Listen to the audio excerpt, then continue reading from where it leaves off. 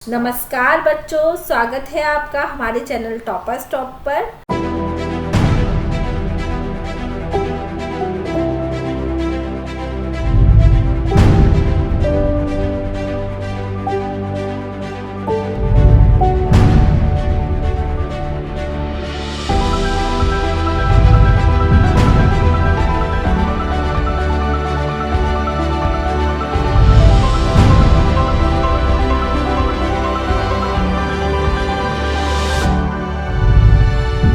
हमने अपने पिछली वीडियो में पूर्णांकों के बारे में पढ़ा और जाना। आज हम प्रश्नावली 6.2 के भाग 1 में पूर्णांकों का योग करेंगे। इसका मतलब हुआ पूर्णांकों को जोड़ना। लेकिन इससे पहले हम उस कुछ नियमों के बारे में पढ़ेंगे जो आपकी पाठ्यपुस्तक में दिए गए हैं। पहले हम उनको समझ लेते हैं। संख्या रेखा पर पूर्णांकों को जोड़ना यानी उनका योग करना। बच्चों, हम सबसे पहले यहाँ दो धनात्मक संख्याओं को लेंगे और दो धनात्मक संख्याओं को कैसे हम संख्या रेखा पर जोड़ना है वो सीखेंगे। मैंने आपके लिए यहाँ दो धनात्मक संख्याएं यानी 3 और 5 यहाँ हमने ली है। 3 और 5 को मैं आपको संख्या रेखा पर जोड़ना बताऊंगी। ये बच्चों मैंने एक संख्या रेखा ली है। संख्या रेखा पर धनात्मक संख्याओं का मतलब होता है कि आगे की ओर जाना। धनात्मक संख्याएं हमेशा आगे की ओर जाने की तरफ इशारा करती हैं। यहाँ मैंने धनात्मक 3 और धनात्मक 5 ये दो संख्याएं यानी दो पूर्णांक लिए हैं। पहले में 0 से 3 हमें जमा करना है, तो 0 से मैं 3 की तरफ आई। ये 3 बच्चों, यहाँ पर मैंने 3 लिखा। उसके बाद उसमें 5 और जोड़ना है, तो 3 के बाद में 5 कदम और 1 2 3 4 और 5। ये 5वें कदम पर हम कौन सी जगह पे पहुँचे हैं बच्चों? हम 8 पर पहुँचे हैं। ये भी एक धनात्मक संख्या है। इसका मतलब ये हुआ 3 को जब हम जमा करते हैं 5 से, तो हमेशा बच्चों ये एक धनात्मक संख्या हमारे पास आती है, वो है 8। यानी जब हम दो धनात्मक संख्याओं को जमा करते हैं तो हमारे पास जो उत्तर आएगा वो एक धनात्मक संख्या ही होगी। आगे अब हम दो ऋणात्मक संख्याओं को जोड़ने की बात करते हैं। यानी जब हम दो ऋणात्मक संख्याओं को जोड़ते हैं तब देखिए हम क्या ऑब्जर्व करते हैं। आइए बच्चों, मैंने यहाँ एक संख्या रेखा आपके लिए फिर ली है। इस संख्या रेखा पर हम दो ऋणात्मक संख्याओं को जोड़ेंगे। तो सबसे पहले हमें ऋणात्मक की तरफ जाना होगा यानी इस तरफ। तो इस तरफ मैंने 0 से कितना हमने लिया? -3 और -5 को हमें जोड़ना है। तो हमें -3 की तरफ जाना होगा। 0 से मैं 1 2, ये आपका 1 2 और 3, ये 3 कदम पीछे की तरफ गई। ये हमारी -3 है। इस -3 में अगर मैं -5 को और जोड़ूं यानी 1 2 3 4 5, ये 5 को और जोड़ें तो हमारे पास क्या उत्तर आएगा बच्चों? हमारे पास उत्तर आएगा घटा 8। यानी जब हम 3 घटा के और -5 को जब हम जोड़ते हैं तो हमारे पास -8 आएगा। आइए अब हम एक धनात्मक और एक ऋणात्मक संख्याओं के योग की बात करें। जब हम दो संख्याएं लें, एक जिसमें से एक ऋणात्मक हो और एक धनात्मक हो, तो उसे जोड़ेंगे। तब बच्चों नंबर लाइन पे हम देखिए किस प्रकार से इनको जोड़ सकते हैं। तो मैंने यहाँ दो संख्याएं ली हैं। एक है यहाँ जमा का 5 और एक घटा का 3। इन दोनों को जब हम जोड़ते हैं तो नंबर लाइन पे देखिए बच्चों किस तरह से हम लोग जोड़ेंगे। मैंने एक ये नंबर लाइन यहाँ दोबारा से ली है। जब हम जमा 5 की बात करेंगे तो जमा का मतलब हुआ आगे की तरफ। 0 से हमें 5 कदम आगे की तरफ जाना होगा। मैं यहाँ 0 से 1 2 3 4 और 5 कदम, यहाँ तक आई, यानी हम जमा 5 तक पहुँचे। जमा 5 के बाद आप दूसरी संख्या की तरफ देखिए, ये घटाका 3 है। घटा की संख्या हमेशा पीछे की ओर इशारा करती है बच्चों। तो जब हम जमा के 5 की तरफ आएंगे तो हमें क्या करना होगा, पीछे 3 कदम जाना होगा, यानी घटा की संख्या पीछे की ओर इशारा करती है। हम 5 से 3 कदम पीछे गए, 1 2 3। ये 3 कदम पीछे जाने के बाद हम बच्चों किस जगह पे पहुँचे, हम पहुँचे जमा के 2 की तरफ। अब एक ऋणात्मक और एक धनात्मक संख्याओं के जोड़ने की बात करें। यहाँ मैंने आपके सामने एक ऋणात्मक संख्या ली है जो घटाका 5 है, और इसके बाद मैंने एक धनात्मक संख्या ली है जो जमा का 3 है। अब इन दोनों को हम संख्या रेखा पर किस प्रकार से जोड़ते हैं, आइए बच्चों देखते हैं। ये मेरे पास एक और नंबर लाइन है। यहाँ मैंने देखिए घटाके 5 की बात की बच्चों, तो घटाका 5 यानी हमें पीछे की तरफ जहाँ ऋणात्मक संख्याएं हैं वहाँ पर 5 कदम पीछे की ओर चलना होगा। यानी मैं यहाँ से 0 से 5 कदम पीछे की ओर चलूँ तो देखूँगी कि यहाँ से हम बच्चों 1 2 3 4 और 5, ये 5 कदम पीछे की तरफ चली तो मैं कहाँ पहुँची, घटाके 5 की तरफ। अब घटाके 5 से जमा 3 है, तो जमा 3 का मतलब क्या हुआ कि आगे की तरफ 3 कदम जाना होगा। यानी घटा 5 से अगर मैं आगे की तरफ गई तो 1 2 और 3 कदम आगे गई तो हम किस जगह पे पहुँचे बच्चों, हम घटाके 2 पर पहुँचे। इस प्रकार से हम संख्याओं को संख्या रेखा पर लेंगे और उन्हें जोड़ेंगे। आप अब तक ये बातें समझ चुके होंगे, मैंने आपको एक एक उदाहरण देकर यहाँ आप बताया है। जो अब हम देखते हैं जो आपकी पाठ्य पुस्तक में अगला विषय है वो है योज्य प्रतिलोम। योज्य प्रतिलोम क्या होता है, यानी एडिटिव इनवर्स। इसको बच्चों हम एक बार समझ लेते हैं। ये आपके प्रश्नों के तौर पर आगे आपकी प्रश्नावली में दिया हुआ है, इसलिए पहले हम इसको समझें फिर प्रश्नावली की तरफ चलेंगे। तो योज्य प्रतिलोम से मतलब है कि किसी भी मूल संख्या का उल्टा, यानी अगर हम किसी भी संख्या का योज्य प्रतिलोम की बात करें तो उस मूल संख्या के साथ अगर हम उसके योज्य प्रतिलोम को जमा करेंगे तो हमेशा उत्तर 0 आता है। यानी अगर हम कोई संख्या लें जो x हो, उस x का अगर हम योज्य प्रतिलोम लेने की बात करें तो योज्य प्रतिलोम x का होगा -x, यानी घटाका x। घटाका x इसलिए क्योंकि जमा का x और घटाका x अगर हम इन दोनों को जोड़ें तो हमेशा उत्तर 0 आता है। देखिए बच्चों, ये मैंने आपको यहाँ पर समझाया है। इसके बाद अगर हम बात करें x की तो x का आपको पता होगा बच्चों, x का योज्य प्रतिलोम क्या हुआ, घटाका x। तो कोई भी मूल संख्या जो आपको दी गई है उस मूल संख्या के उल्टे चिन्ह वाली कोई भी संख्या आपकी योज्य प्रतिलोम कहलाती है। आप बच्चों योज्य प्रतिलोम आप अच्छे से समझ चुके होंगे। यहाँ बच्चों मैंने आपके लिए एक संख्या रेखा रखी है। संख्या रेखा पर हम योज्य प्रतिलोम को कैसे अंकित करेंगे, यहाँ मैंने बच्चों एक संख्या रेखा रखी है। इस संख्या रेखा पर योज्य प्रतिलोम को अंकित करते हैं।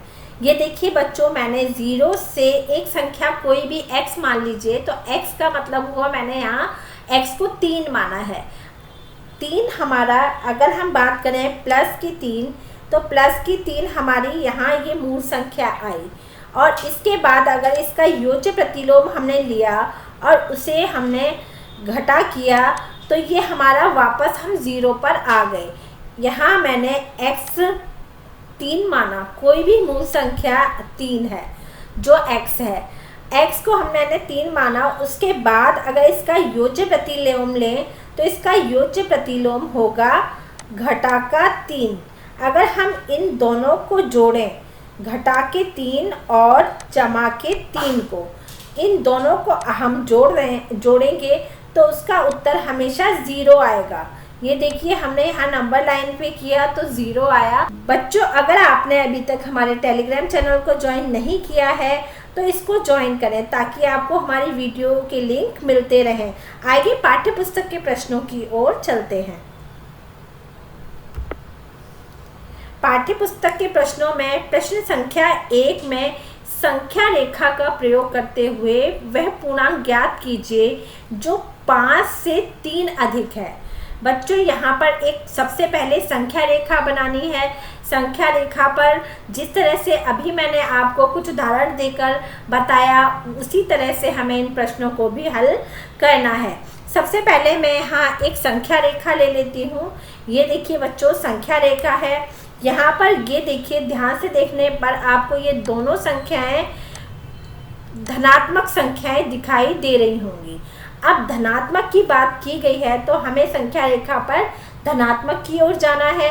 सबसे पहले हम 0 से 5 कदम आगे चलेंगे। 1 2 3 4 और 5।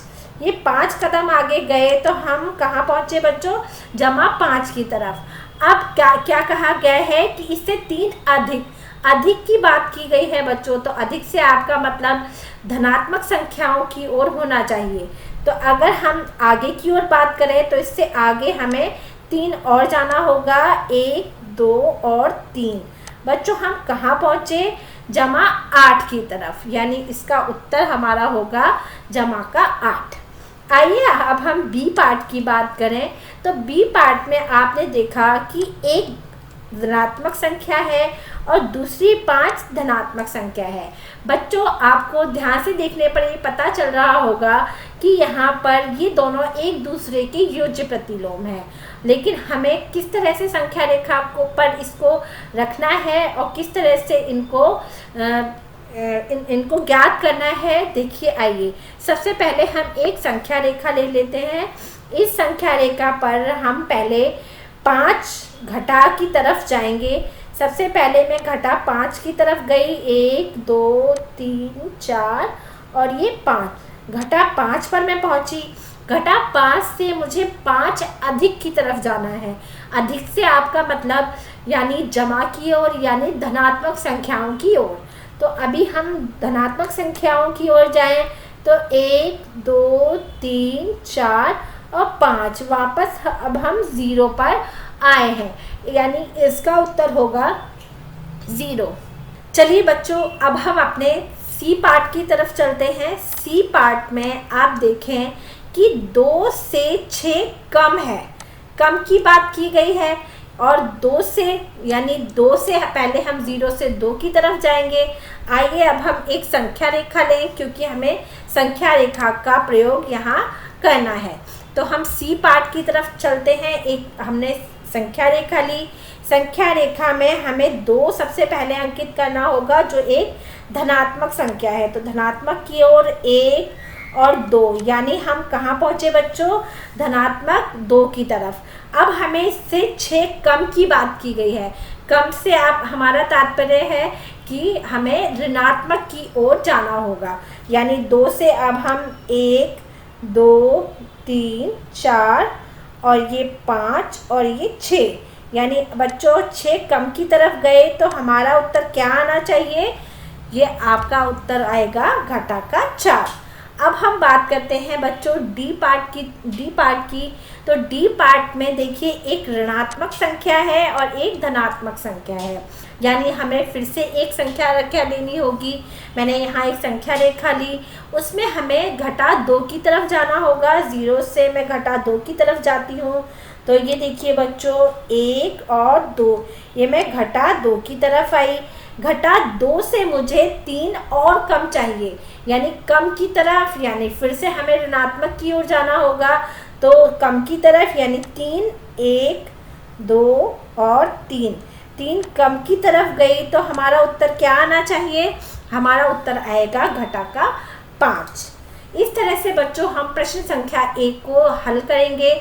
आइए हम प्रश्न संख्या 2 की तरफ चलते हैं। प्रश्न संख्या 2 संख्या रेखा का प्रयोग करते हुए निम्नलिखित का योग ज्ञात कीजिए। योग से मतलब बच्चों आपका होता है जमा करना। यहाँ हमें जमा करना है संख्या रेखा का प्रयोग करके। चलिए सबसे पहले हम ए पार्ट की तरफ चलें। तो ए पार्ट हमारा है जिसमें 9 और फिर जमा करना है उसमें घटाकर 6। पहले नंबर लाइन लेंगे क्योंकि नंबर लाइन का प्रयोग करना है हमें यहाँ। तो नंबर लाइन में हमें यहाँ सबसे पहले जमा के 9 की तरफ जाना होगा। तो मैं यहाँ जमा के 9 की तरफ गई, ये हमारा जमा का 9 है। उसके बाद हमें घटा के 6 की तरफ जाना होगा, यानी हमें पीछे 6 की तरफ जाना है। यानी अब हम इससे 1 2 3 4 5 और ये 6, इस तरह से हम ये घटा 6 की तरफ गए। यहाँ के 9 से हमने घटा किए 6 कदम। तो हम किस पर पहुँचे बच्चों? हम 3 पर पहुँचे, जो 3 हमारा एक धनात्मक संख्या है। आइए अब हम बी पार्ट की तरफ चलते हैं। तो बी पार्ट में सबसे पहले बच्चों जमा 5 और घटा 11, ये 2 पूर्णांक लिए गए हैं, उनको हमें क्या करना है? जमा करना है। तो पहले संख्या रेखा एक हम ले लेते हैं।